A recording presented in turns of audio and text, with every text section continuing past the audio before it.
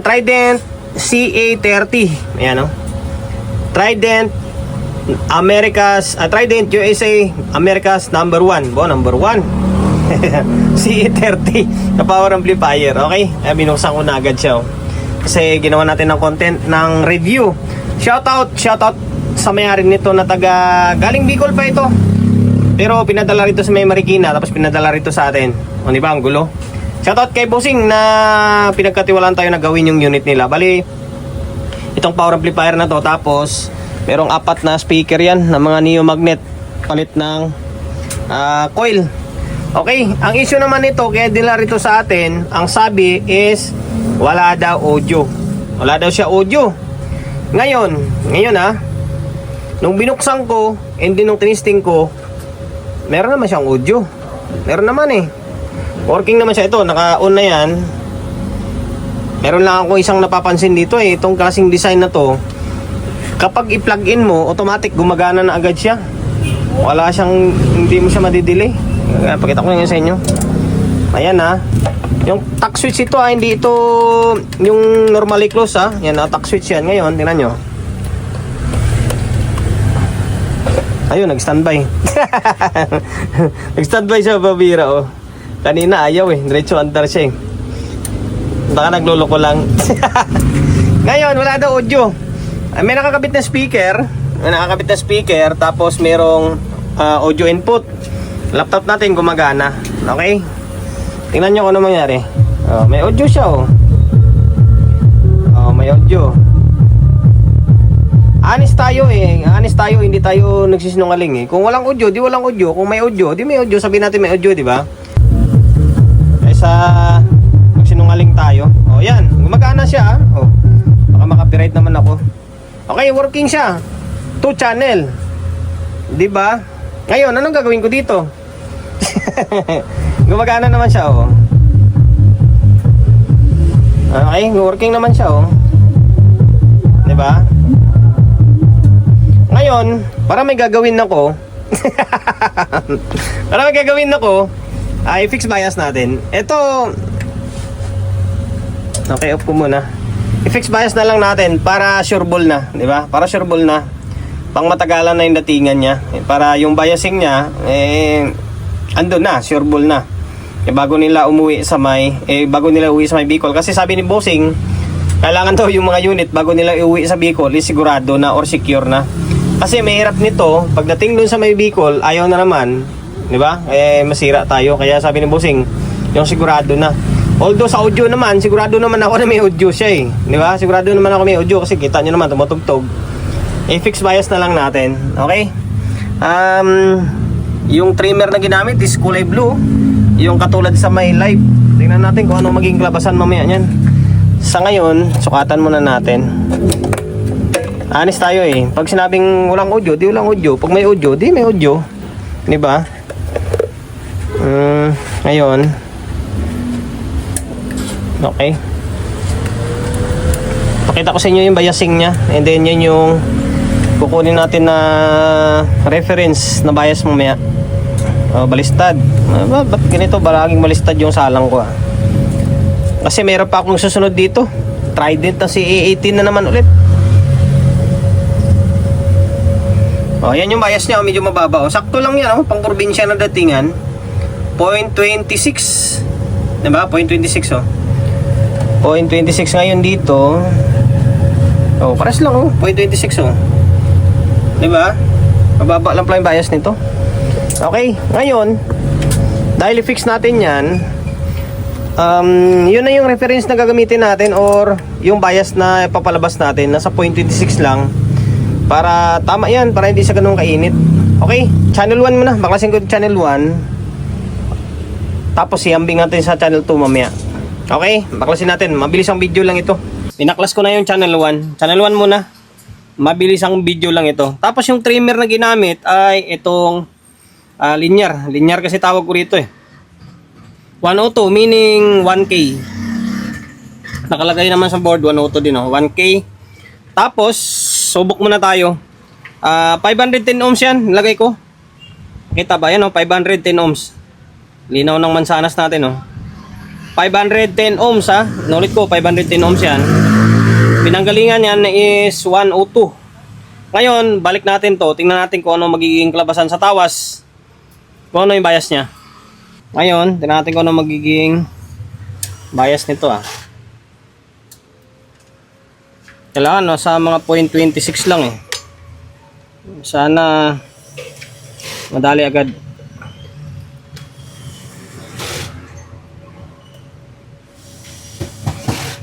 Oh, mataas. Mataas siya, layo. 510 na nga yun, mukhang malayo. Mukhang 200 ohms lang yata. Mataas. 510 na yun eh. Nasa 0.4, parang 200 ohms lang yata to. Baklasin ko muna, mukhang 200 ohms lang ito ah. Salangan natin ng 200 para hindi nito tumagal. 220 muna, lagay ko. Ayan, 220. Try natin, sana madali sa 220. Halos kalahati na yung binawas natin. Okay, binalik ko na yung board kaso meron ako napansin. Nung 220 nang nilagay natin, tumaas siya. Makikita nyo. Lalo siyang tumaas. Ibig sabihin, kapag bumababa yung value ng biasing, tumataas naman yung bias na lalabas dito. Makikita nyo, yan, umilaw na siya. Oh. Dapat wala yan eh. Ngayon, sukatan natin ah. Kasi magkakaiba talaga yung design. Pag ganito, umiinit yan. Tingnan nyo. Diba? Sobrang taas lalo. Kanina 510 yun eh. Nasa 0.4 pa siya eh. Taasan natin. Yung 510 na yun, gagawin natin mga 680. 510, mga 680 siguro, baka madali yan. Okay? Maklasin ko yung 220, lagyan natin ng 680. 680 na nilagay ko ah. Ano, 680 yan. Blue, gray, and then brown. Ayan, 680. Tingnan natin kung ano mangyari. Ganun talaga pag nagkakalibrate kayo, need nyo magdagdag bawas talaga. Yung sa makuha nyo yung bias na gusto nyo. Ayun, tingnan nyo, yung bulb, nawala na yung ilaw nyo. Ngayon, sukatan natin syempre. Ito lang naman yung isa eh. Pag nakuha naman natin ito mamaya, madali na lang sa kabila, di ba? Ay, mababa naman masyado eh. Yan siya oh. Ba't hindi umubra sa 510 kanina? Maba lang ng konti siguro yun. Mga 560 siguro kailangan nito. Mga 560. Try natin sa 560 ulit. Ito na, 560 na yan ha. Ano?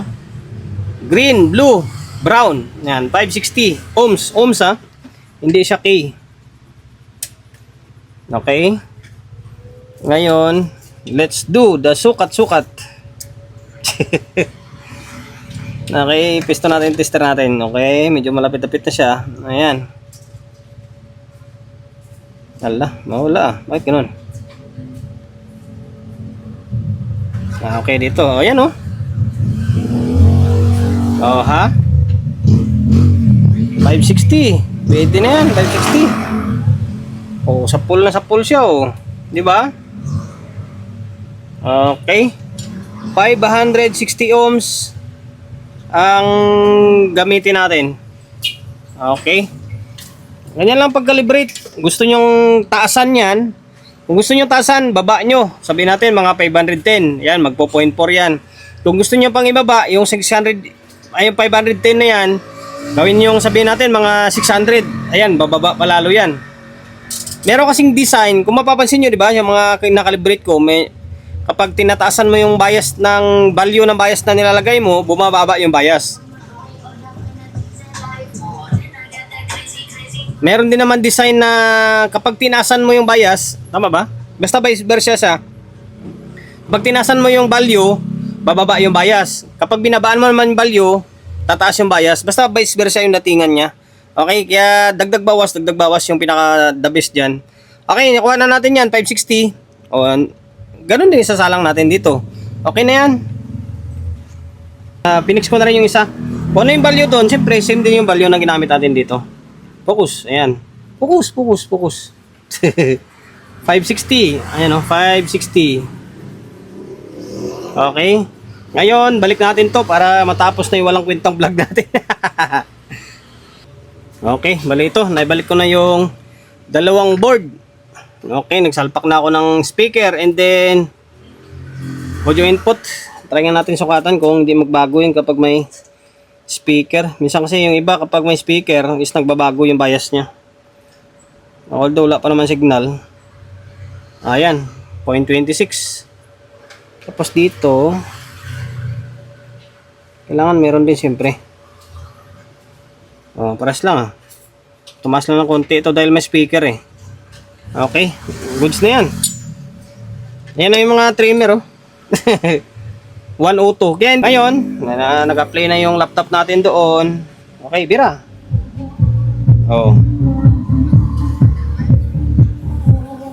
Bira,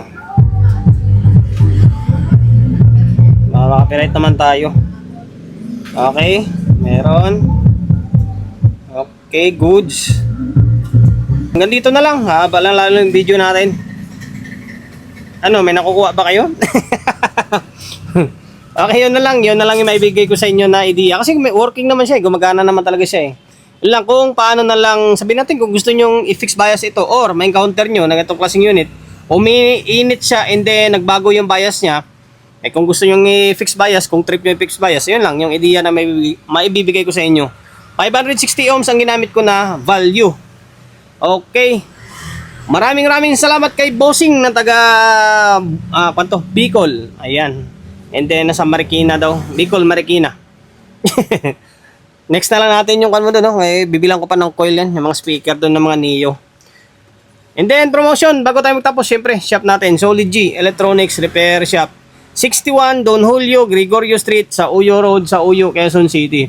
Social media pages natin, so kung hindi pa nakapag-follow, paki-follow, and then syempre, paki-share na video natin sa my Facebook, YouTube channel. So kung hindi pa nakapag-subscribe, paki-subscribe, like, share, and then syempre, paki-hit ng bell button sa gilid para updated ka sa mga susunod na video na i-upload ko. Ingat, God bless, and then peace sa atin lahat.